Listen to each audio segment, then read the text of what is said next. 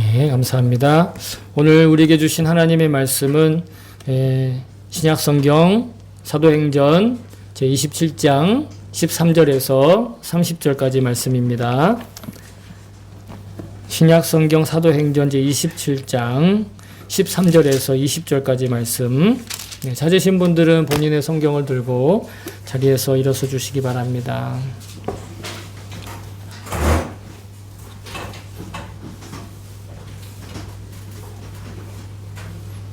되셨나요? 네. 자, 그러면 우리 한 목소리로 받들어 읽겠습니다. 시작. 때마침 남풍이 순하게 불어오므로 그들은 뜻을 이룬 것이나 다름없다고 생각하고 닻을 올리고서 크레타 해안에 바싹 붙어서 항해하였다. 그런데 얼마 안 되어서 유라굴로라는 폭풍이 섬 쪽에서 몰아쳤다. 배가 폭풍에 휘말려서 바람을 맞서서 나아갈 수 없으므로 우리는 체념하고 떠밀려가기 시작하였다. 그런데 우리가 가우다라는 작은 섬 아래쪽을 떠나 밀려갈 때 그 섬이 어느 정도 바람막이가 되어 주었으므로 우리는 간신히 거룻배를 휘어잡을 수 있었다. 선원들은 거룻배를 갑판 위에다가 끌어올리고 밧줄을 이용하여 선체를 동여 메었다. 그리고 그들은 리비아 근해에 모래톱으로 밀려들까 두려워서 바다에 닻을 내리고 그냥 떠밀려 가고 있었다. 우리는 폭풍에 몹시 시달리고 있었는데 다음날 선원들은 짐을 바다에 내던지고 사흘째 되는 날에는 자기네들 손으로 배 장비마저 내버렸다. 여러 날 동안 해도 별도 보이지 않고 거센 바람만이 심하게 불었으므로 우리는 살아남으리라는 희망을 점점 잃었다. 아멘. 예, 주의 말씀입니다. 모두 자리에 앉아주시기 바랍니다. 예, 제가 설교를 위해서 잠깐 기도하겠습니다. 참 좋으신 하나님 아버지, 오늘도 귀한 말씀을 우리에게 주시고 또 이 부족한 저에게 맡겨주심을 하나님 정말 감사를 드리고 정말 숭고한 마음으로 이 자리에 섭니다. 주여, 주님 사랑하시는 이 백성들에게 주님의 온전하신 말씀이 또 온전하신 약속이 들려지게 하시고 오늘 꼭 이 말씀을 들어야 하는 우리 한 사람 한 사람 마음 가운데 분명한 주님과의 동행이 그리고 주님의 인도하심이 확신이 될 수 있도록 주님 도와주시옵소서. 친히 주님께서 저의 입을 주관하시고 듣는 이들의 귀도 주장하여 주시옵소서.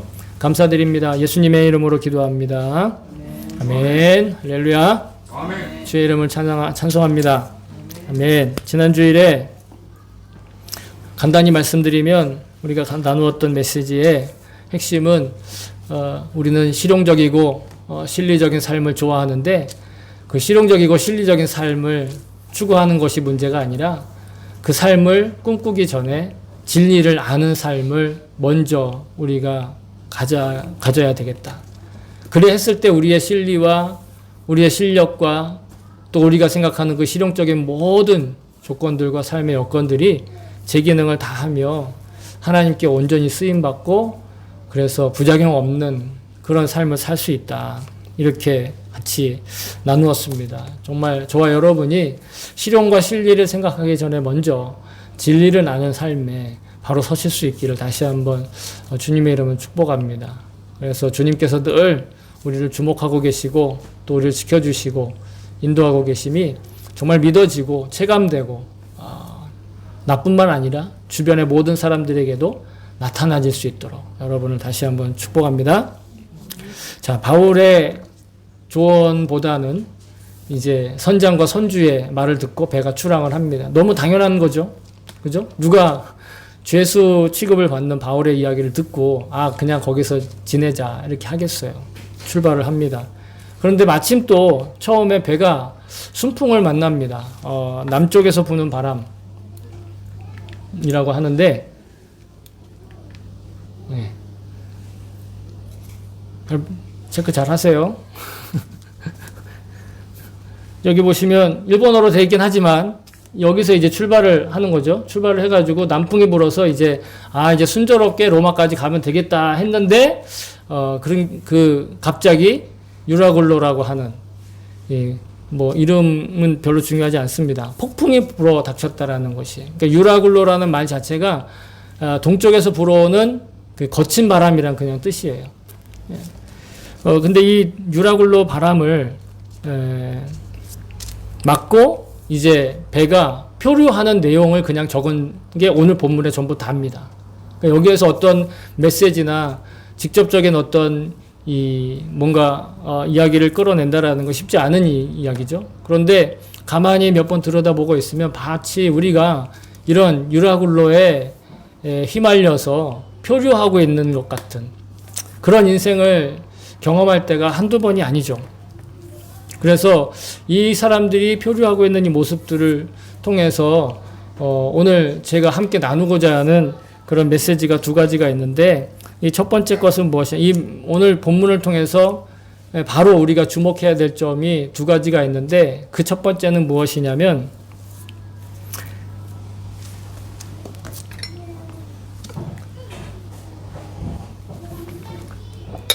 죄송합니다. 갑자기 목이 따가지고.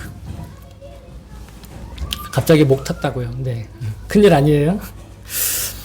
그 첫 번째는 사람들이 자신이 가지고 있던 그 실용적인 것들, 또 실리적인 것들, 그것들도 때로는 자기의 생존, 즉 살아남는 것을 위해서 그 자랑하던 것들을 버리게 되는 때가 있다라는 거예요.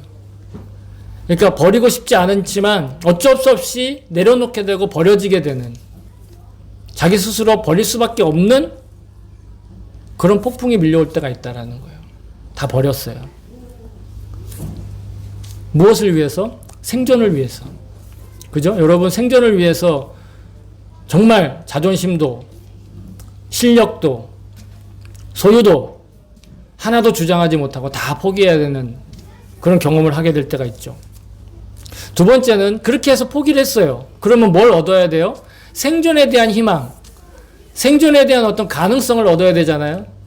그런데 그 모든 것들을 버렸음에도 불구하고 여전히 생존에 대한 가능성조차, 생존에 대한 희망조차 사라져버린 그런 어두운 밤을 이들이 지금 지내고 있다라는 거예요.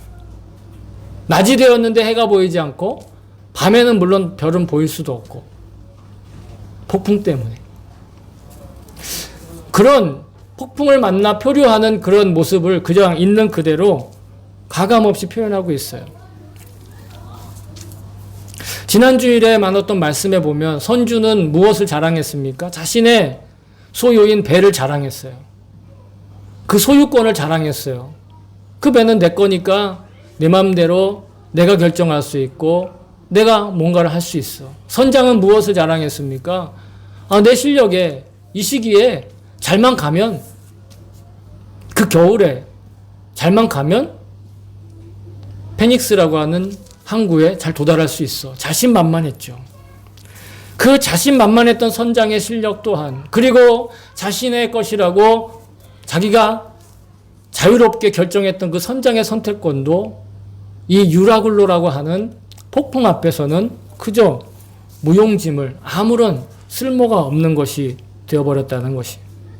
그들의 실력도, 그들의 소유에 대한 권리도 그 유라굴로가 불어오는 것에 대한 어떠한 대책도 마련할 수 없고 세울 수 없었다라는 거예요.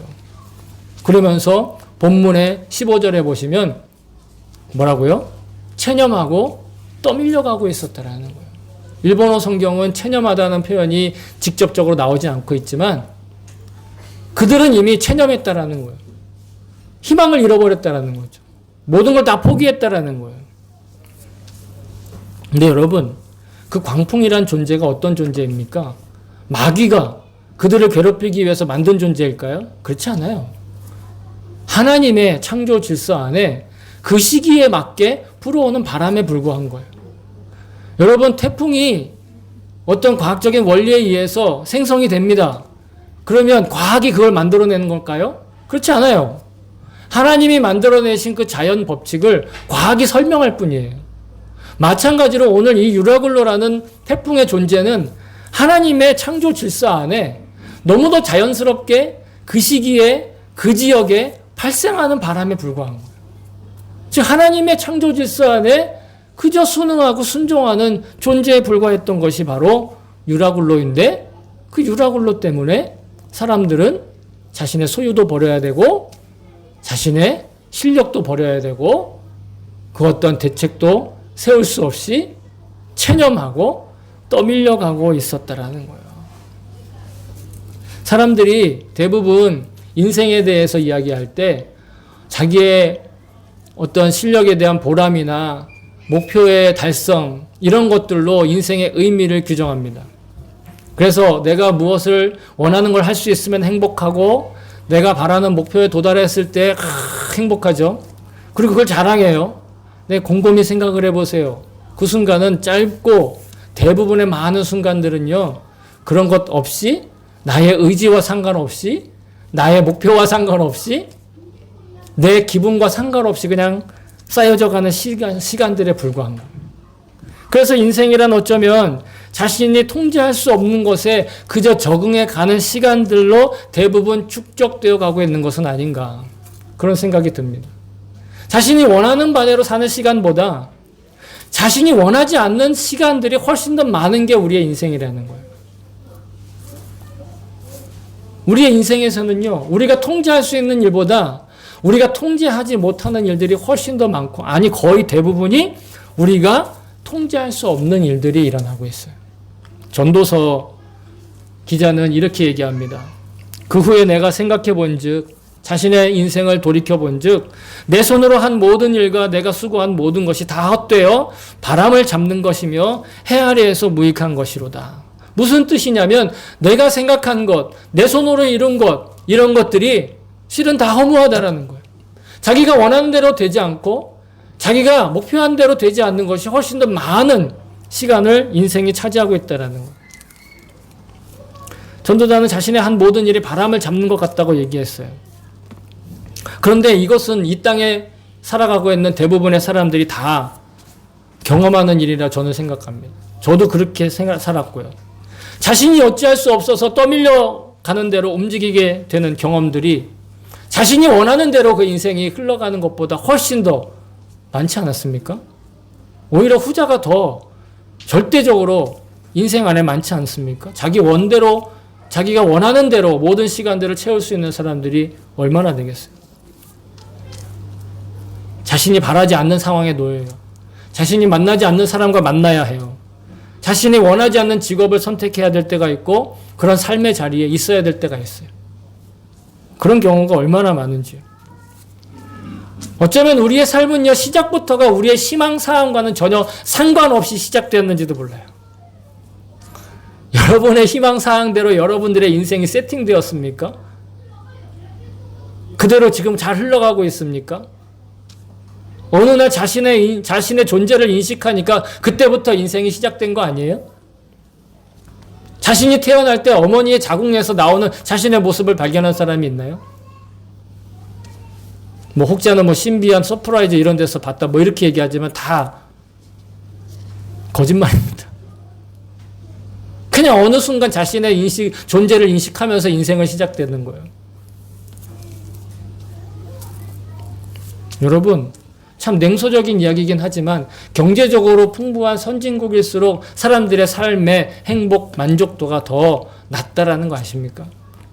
이건 제가 규정한 얘기가 아니라 많은 여론조사의 결과가 선진국일수록 자신의 삶에 만족하는 사람들의 비율이 낮대요. 높지 않대요.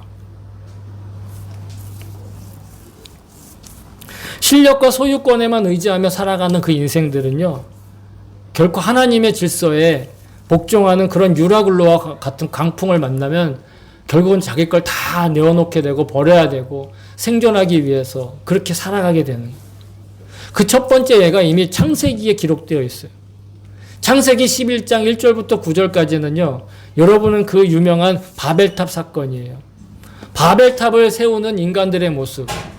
사람들이 왜 바벨탑을 세웠느냐? 성경은 뭐라고 얘기하냐면 이 탑을 높이 세워서 하늘에 닿게 하면 그러면 우리가 이 땅에서 흩어지는 것을 면할 수 있다. 이렇게 얘기해요. 한마디로 바벨탑 중심으로 우리가 똘똘 뭉쳐서 잘 살 수 있다. 예? 마치 뭉치면 살고 뭐 흩어지면 죽는다. 뭐 이런 유명한 말이 있는 것처럼 그렇게 모여서 살았어요. 그렇게 살기 위해 바벨탑을 지은 거예요.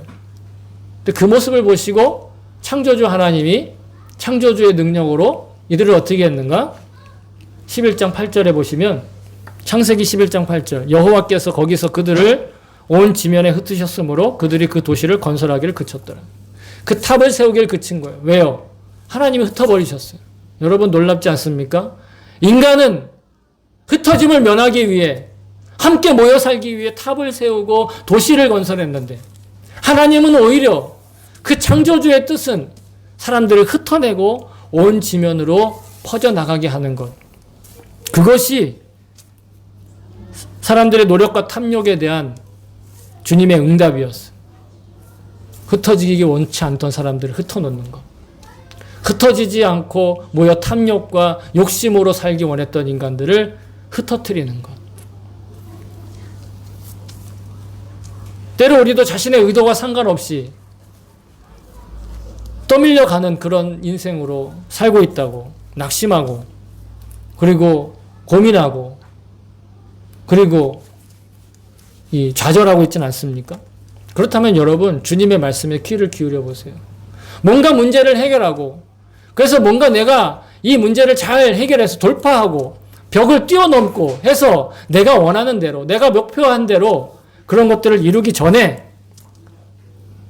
먼저 주님의 말씀에 귀를 기울여서 내 지금의 상황이 내가 지금 겪고 있는 고난과 내가 지금 겪고 있는 좌절이 과연 하나님께서 어떻게 바라보실까를 먼저 눈뜨는 그런 기회로 삼을 수 있기를 축복합니다. 저도 사실 제가 원하는 사람들을 만나고 제가 원하는 곳에 있고 제가 마음대로 살 수 있었다면 과연 여기에 서 있을 수 있을까요? 여러분들을 만날 수 있었을까요? 그렇지 않았겠죠. 그러나 하나님께서 제가 원하는 대로 살지 않게 하시고 제가 가고 싶은 대로 가지 않게 하시고 제가 만나고 싶은 사람들만 만나지 않게 하셔서 이 자리에 이 귀한 사역을 하나님 저에게 맡기실 수 있었던 거예요. 제가 믿음이 좋다라는 얘기를 하는 것이 아니라 우리 모두가 다 그렇게 내가 원하지 않는 그저 떠밀려 사는 삶을 사는 것 같아도 하나님은 우리에게 가장 아름답고 가장 좋은 삶을 맡겨주신다라는 거예요. 사람들이 그렇게 자신의 실력과 소유를 믿고 나섰다가 도무지 자신의 힘으로는 통제되지 않는 그런 상황에 만나게 되자 이들은 어떻게 했습니까? 떠밀려가는 상황이 되니까 어떻게 됐습니까? 자신의 소유를 버리기 시작하고 자신의 실력들을 포기하기 시작했어요. 제가 왜 이렇게 말씀드리냐면 18절에 보시면 그들이 짐을 버리기 시작했다고 그랬어요. 짐은 뭐예요? 짐은 자신의 소유를 뜻하는 거예요.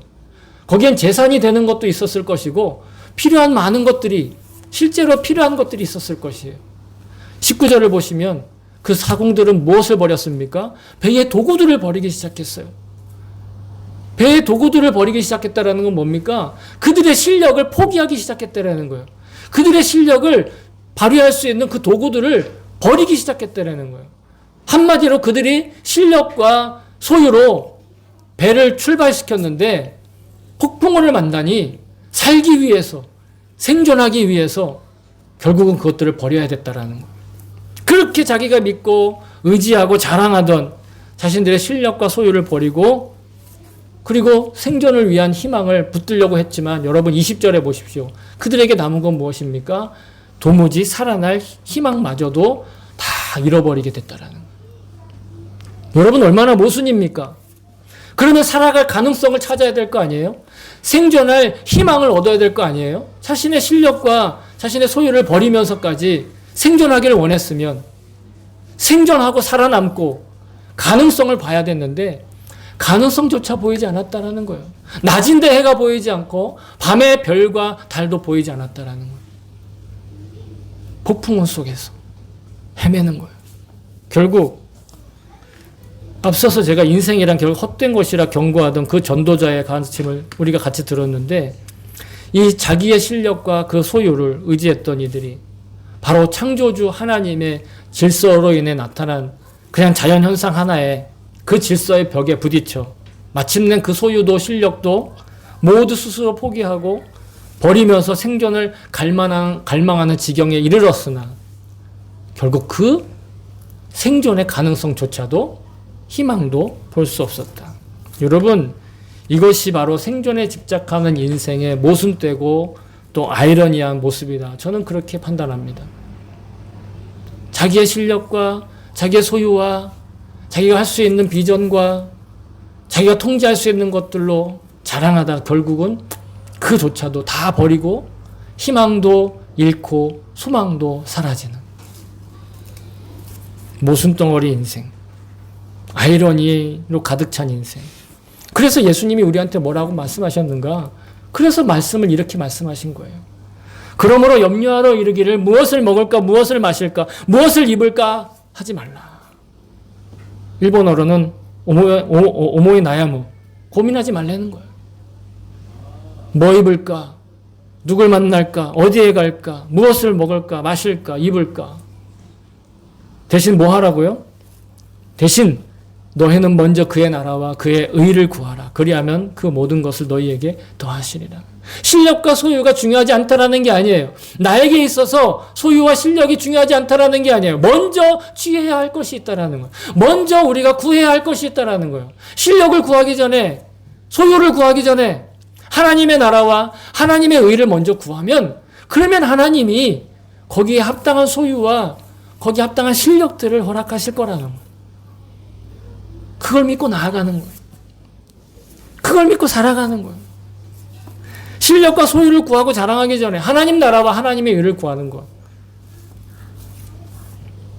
이게 바로 폭풍 속에서 하나님의 자연 질서를 맞이하는 우리의 모습.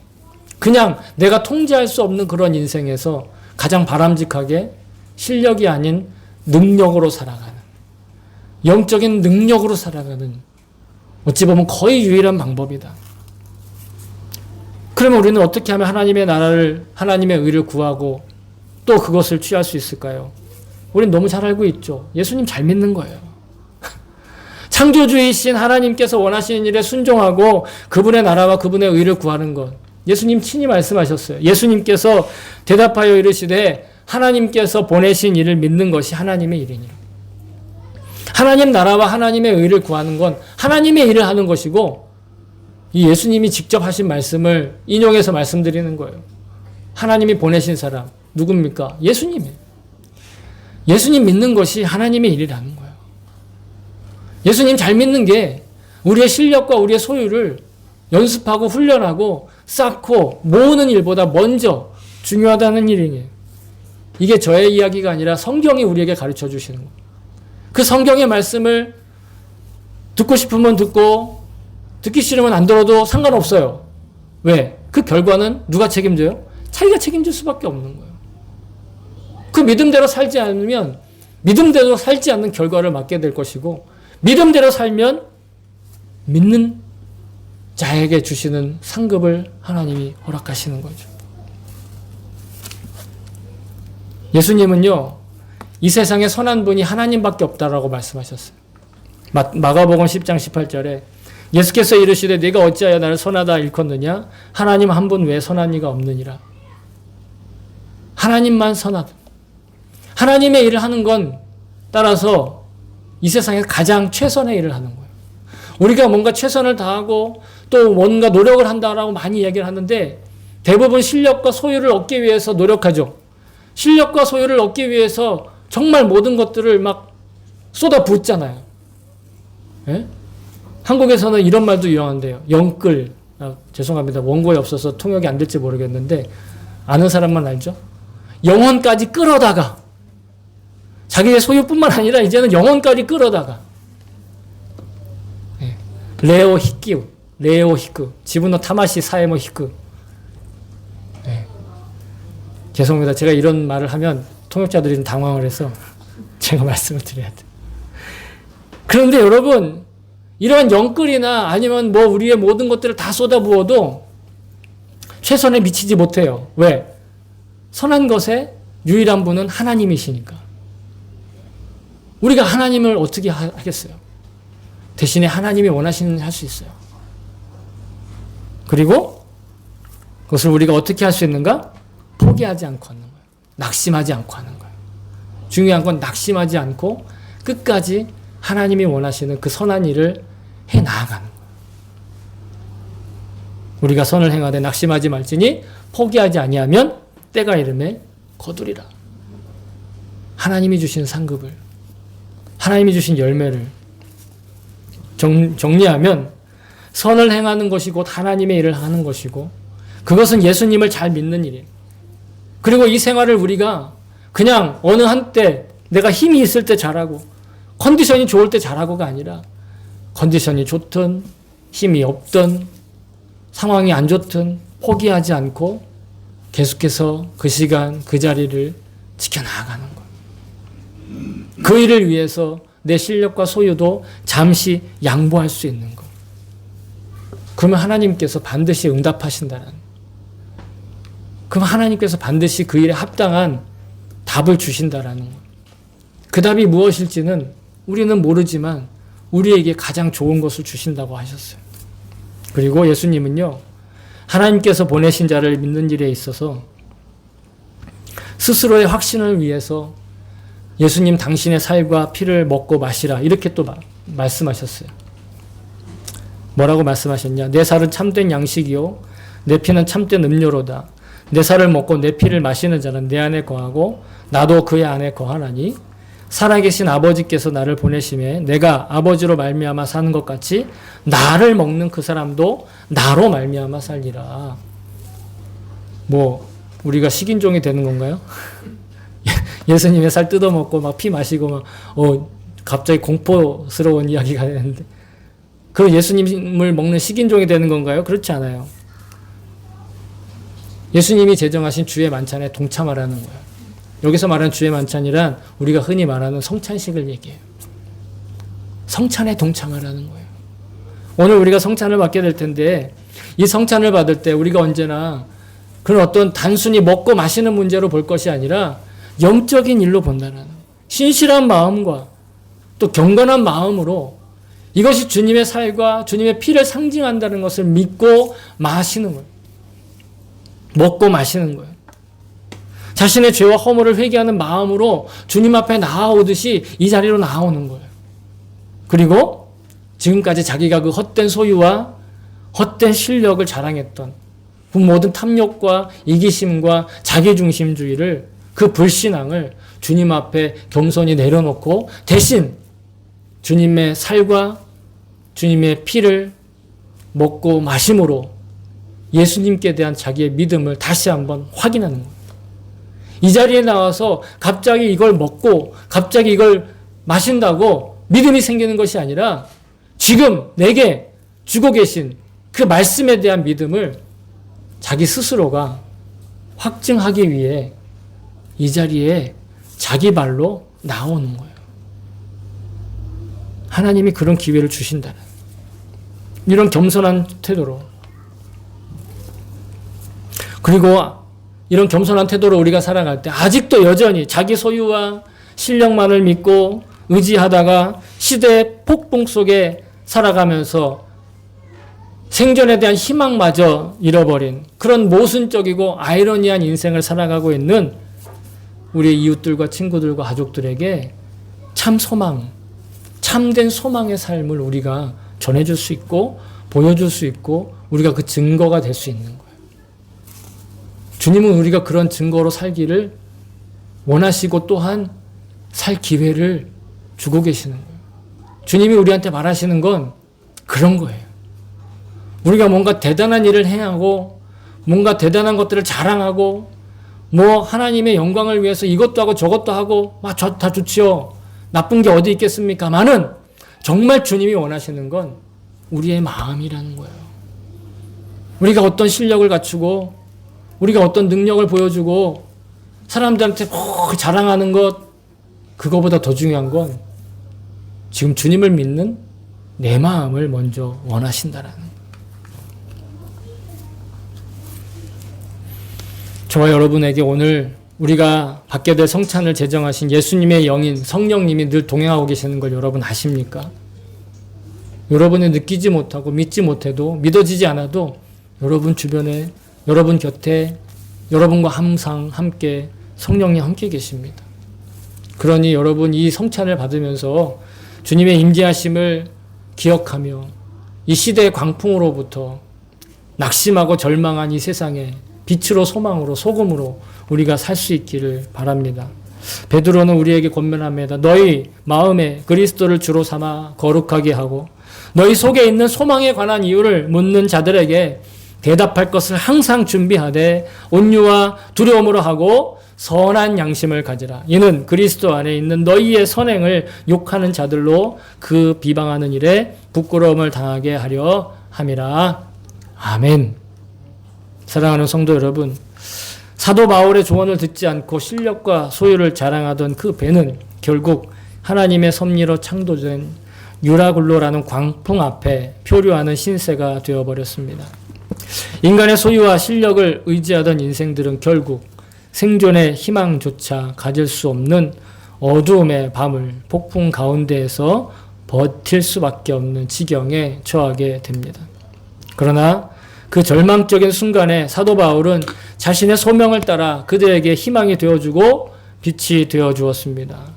그 이유는 곧 성찬을 통해 자신과 함께 동행하시는 성령님의 강한 붙드심을 기억하는 믿음을 회복하였기 때문입니다. 여러분, 이 시대와 이 세속의 풍조가 아무리 거센 절망과 낙심의 폭풍으로 몰아쳐서 우리가 원하지도 않고 의도하지도 않던 곳으로 떠밀려간다 할지라도 여러분, 오늘 이 예배의 자리를 지키고 이 성찬을 경건하게 받는 우리를 어찌할 수 없을 것을 믿습니다.